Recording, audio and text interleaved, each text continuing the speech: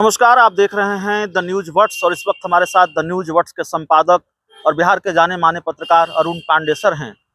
NEET paper leak कांड को लेकर बिहार में जिस तरह से सियासी जंग चल रही है आरजेडी जेडीयू बीजेपी के बीच, और जिस तरह से आरजेडी लगातार सोशल मीडिया पर तस्वीरें साझा कर रही हैं, जो नीट पेपर लीक के सरगना हैं संजीव मुखिया, उनकी पत्नी, जो राजनीति पृष्ठभूमि से आती हैं, जनप्रतिनिधि रही हैं, चुनाव लड़ती रही हैं, उनकी तस्वीरें नीतीश कुमार के साथ, जेडीयू कोटे के मंत्री श्रवण कुमार के साथ, जेडीयू के मुख्य प्रवक्ता नीरज कुमार के साथ, और आरजेडी इन तस्वीरों को पोस्ट करके ये सवाल पूछ रही है कि आखिरकार इनका कनेक्शन एनडीए के नेताओं से ही क्यों है। हमारे साथ अरुण पांडे सर हैं। सर, सियासी बवाल भी बढ़ता जा रहा है, पेपर लीक कांड कर तो जो बवाल है सचमुच में नीट परीक्षा का पेपर का लीक होना और परीक्षा में धांधली।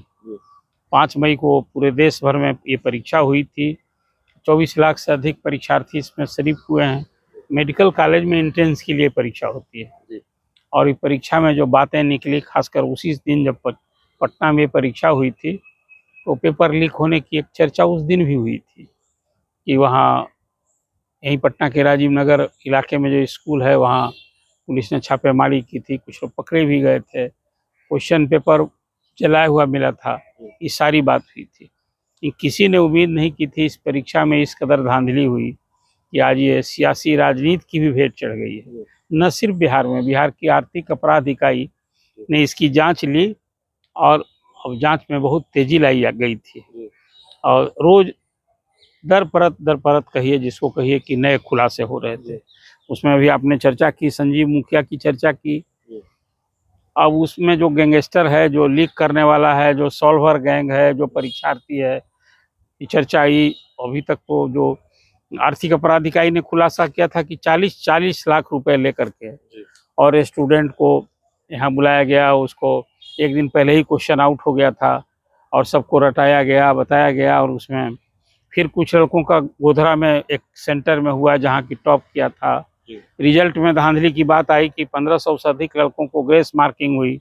अब ये मामला सब सुप्रीम कोर्ट में पहुंच गया कि भाई परीक्षा का पेपर लीक हो गया है, धांधली हुई है, इसको रद्द किया जाए, परीक्षा रद्द की जाए और फिर उसके बाद इसकी सीबीआई जांच हो। अभी सारा मामला चल रहा है। बिहार में तो और एक अद्भुत स्थिति हो गई कि पेपर लीक कांड में अब वो तेजस्वी यादव का भी नाम जुड़ गया कि तेजस्वी यादव के जो उनके पीए हैं प्रीतम यादव, उन्होंने जो लोग इसमें शामिल था इस धांधली में पेपर लीक करने में, उन लोगों को यहाँ का पथ निर्माण के अधीन जो एनएच का गेस्ट हाउस है वहाँ लोगों को ठहराने की व्यवस्था हुई थी। और फिर उसमें किसका वो सगा है, संबंधी है बहुत। फिर उसके बाद उप मुख्यमंत्री विजय सिन्हा ने भी कई तथ्यों का खुलासा किया। फिर सम्राट चौधरी भी हमलावर है। मतलब वो एक तरह से कहिए कि सियासी राजनीति भेंट हो गई। इस बीच केंद्र सरकार ने सीबीआई जांच का तो फैसला ले लिया है और बिहार सरकार ने भी इसको कल देर रात बिहार सरकार के गृह विभाग ने जो आर्थिक अपराध इकाई इस मामले को देख रही थी वो सीबीआई के हवाले कर दिया है। सीबीआई ने इसको टेकअप, आज ही सीबीआई के अधिकारियों ने यहाँ आर्थिक अपराध इकाई के अधिकारियों से बात की है और इस मामले में अब तक जो जाँच हुई है, जाँच की प्रगति और कोई क्या तथ्य मिला है, कहाँ कुछ हुआ है, कई गिरफ्तारियां भी हो चुकी हैं। तो कुल मिलाजुला कर सचमुच में ये एक मेधा के साथ मजाक है। 24 लाख से अधिक परीक्षार्थी हैं, उनके भविष्य के साथ खिलवाड़ है और सुप्रीम कोर्ट में मामला भी विचाराधीन है। आपको याद होगा कि इस मामले में सुप्रीम कोर्ट ने काउंसिलिंग नहीं रोकी। 6 जुलाई से काउंसिलिंग होनी और 8 जुलाई को सुनवाई होनी है। अब तो जो तथ्य सामने आ गया है कि पेपर लीक हुआ, धांधली हुई, तो धांधली की सीबीआई जांच कर रही है। इसमें जो लोग शामिल हैं, इसमें एनटीए के अध्यक्ष सुबोध कुमार सिंह को भी हटा दिया गया है, नए कोई कार्यकारी अध्यक्ष भी बना दिए गए हैं। तो केंद्र सरकार ने कार्रवाई की है। लेकिन प्रारंभ में जो केंद्रीय शिक्षा मंत्री ने बयान दे दिया, धर्मेंद्र प्रधान ने, कि इसमें कोई लीक होने की जानकारी नहीं है, जैसे कवर अप तो लेने के देने पर भदपिटी केंद्र सरकार की। तो पेपर लीक हुआ है, ये कोई अब साक्ष्य जुटाने की जरूरत नहीं है। बिहार की आर्थिक अपराध इकाई ने जो जांच की है उसमें हरियाणा में, गुजरात में, कहाँ ये पेपर लीक हुआ है, झारखंड में, रोशन जी मुखिया की आपने चर्चा की, वो नालंदा की पृष्ठभूमि के हैं। अब कोई इसमें बीजेपी के नेताओं से, जदयू के नेताओं से जुड़ा तारपुर तेजस्वी यादव विवाद में, तो अलग है कि जो इस तरह के लोग की पहुंच, सियासी पहुंच भी थी, तो सियासी राजनीति की भी भेंट चढ़ी है। लेकिन अब सीबीआई ने इस मामले को ले लिया है और मुझे लगता है कि 8 जुलाई को तो ये परीक्षा रद्द होगी ही होगी। अब क्या इसमें है कि जब बिहार से लीक हुआ, सैकड़ों कई राज्यों में अभी लीक हुआ, ये चर्चा हो रही है। अभी देखना होगा कि सुप्रीम कोर्ट इसमें अंततः क्या रुख अपनाता है। इसमें तो हर चीज है, लेकिन नीट परीक्षा को लेकर ये बहुत चिंता की बात है।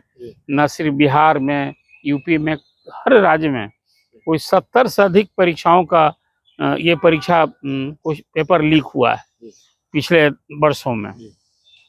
ये मजाक हो रहा है। अभी केंद्र सरकार ने एक कानून बनाया था फरवरी में ही, तो वो संसद से पारित हुआ, वो भी लागू हो गया है, जिसमें 1 करोड़ तक जुर्माना और आजीवन कारावास की यूपी गवर्नमेंट ने तो और कड़ा कानून बनाया है। उसमें तो है कि जिसको है उस पर बुलडोजर की कार्रवाई चलेगी और कुछ 10 करोड़ तक के जुर्माना की बात की है। मुझे लगता है कि सचमुच में इसको बहुत ही कठोरता से पेश आना चाहिए, इसकी निष्पक्ष जांच होनी चाहिए। और सचमुच एक चिंता का विषय है, कोई मेधावी छात्र कितनी मेहनत करता है परीक्षा के लिए, और परीक्षा जब रद्द हो जाती है तो समझिए कि उसके लिए एक बड़ा अवसर चुकता है। अब तो अभी देखा आपने, नेट की भी परीक्षा रद्द हो गई। 18 जून को जो परीक्षा हुई थी, उसी सिलसिले में सीबीआई की टीम दिल्ली आई हुई थी, जो नालंदा गई थी। तो नालंदा में जिस टीम पर हमला हुआ है वो नीट से नहीं था वास्ता, वो नेट परीक्षा, जो नेट की भी सीबीआई जांच का ऑर्डर केंद्र सरकार दे चुकी है, उसी की जांच करने आई थी। और उसी संदर्भ में जो नालंदा गई, तो वहाँ एक गांव में वहाँ भी कुछ गिरफ्तारी वगैरह हुई है। लेकिन अब ये बिहार सरकार के लिए, बिहार सरकार की भी कई परीक्षाओं में इसी तरह से पेपर लीक होता है, तो समय रहते बिहार सरकार को भी, जो केंद्र की सरकार है उससे अब राज्य सरकार को भी छूट है अपना कानून बनाने का। लेकिन सचमुच इसको कठोरता से निपटने की जरूरत है, चाहे वो बीपीएससी हो, चाहे राज्य कर्मचारी आयोग की परीक्षा हो, या और किसी विभाग में परीक्षा। भी तो मैं देख रहा था कि विधानसभा और विधान परिषद में भी पिछले वर्षों में बहालियां हुई है और अंगुली उठती रही है, सवालों के घेरे में रहा है। भाई भतीजावाद, भ्रष्टाचार, तरह तरह की शिकायतें हुई हैं, एजेंसियों के माध्यम से नियुक्तियां हुई। अब तो लोग यह कह रहे हैं, अभी सत्ता के गलियारे में चर्चा है कि काउंसिल में चाहे असेंबली में इतनी बड़ी संख्या में नियुक्ति हो, और नियुक्ति का सिलसिला अभी भी जारी है। अभी मैं तो देख रहा था, भाजपा के विधायक हैं ज्ञानू सिंह, उनका स्पष्ट कहना था कि निश्चित रूप से इस नियुक्तियों, खासकर विधानमंडल के सचिवालय में जो नियुक्तियां हो, इसको और ज़्यादा पारदर्शी बनाने के लिए, ईमानदारी और स्वच्छता रहे, इसके लिए इसको कोई असेंबली सचिवालय के अधिकारियों द्वारा नहीं, ये बीपीएससी द्वारा इसकी नियुक्ति की प्रक्रिया होनी चाहिए। इसे खास करके ये विधायी संस्था है, यहाँ योग और दक्ष लोगों की बहाली हो। और अब तो चर्चा होती है कि काउंसिल में इतनी संख्या में बहाली हो गई है कि वो नवनियुक्त कर्मचारियों को जोड़ा जाए तो बैठने के लिए जगह नहीं है। और पिछले वर्षों में जितने भी सभापति और अध्यक्ष हुए हैं, कोई अब बात हो सकता है, सबों ने मनमाने तरीके से नियुक्ति की है, और उसमें कोई एजेंसी के नाम पर नियुक्ति हुई, और वो सचमुच में जो चर्चा होती है उसमें लेन देन की भी आम शिकायत सुनने को मिलती है।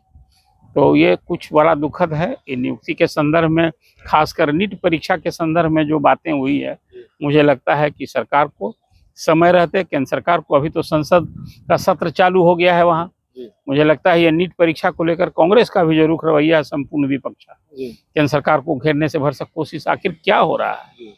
जांच तो होती रहेगी, लेकिन परीक्षा भी समय से, नियत समय पर जो परीक्षा रद्द हुई है उसके लिए भी तिथि की अविलंब घोषणा होनी चाहिए। और इस बार परीक्षा को, खासकर नीट की परीक्षा के संदर्भ में, एक अपनी मेरी भी सलाह है, वो ये है कि इतनी बड़ी संख्या में जब छात्र परीक्षा देने के लिए आते हैं, तो बहुत सारा प्राइवेट इंस्टीट्यूशंस में ये परीक्षा केंद्र बनाए जाते हैं। तो ये परीक्षा केंद्र के ही इसी दौरान ये कहीं जो क्वेश्चन पेपर आउट होने का, चाहे तो प्रिंटिंग प्रेस से हो या लीकेज वहीं से हो, या तो परीक्षा केंद्र में आने के बाद मिली भगत तो सबकी होती है। तो इस बार निश्चित रूप से सरकार को बिल्कुल एक उदाहरण योग्य जांच के बाद कार्रवाई होनी चाहिए, ताकि लोगों में डर भय समाए, और इस धंधे में शामिल कहीं कोई कोचिंग संस्थानों का भी रोल से आप इनकार नहीं कर सकते हैं। 20,000 करोड़ से अधिक का ये कारोबार है कोचिंग का, और आप देखते हैं रिजल्ट आने के बाद उसकी भी एक ब्रांडिंग होती है रिजल्ट को लेकर, कि हमारे छात्र ने परीक्षा में ये रैंक प्राप्त किया।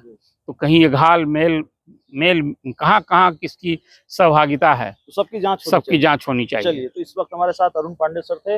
इस पूरी रिपोर्ट में इतना ही। बहुत बहुत धन्यवाद।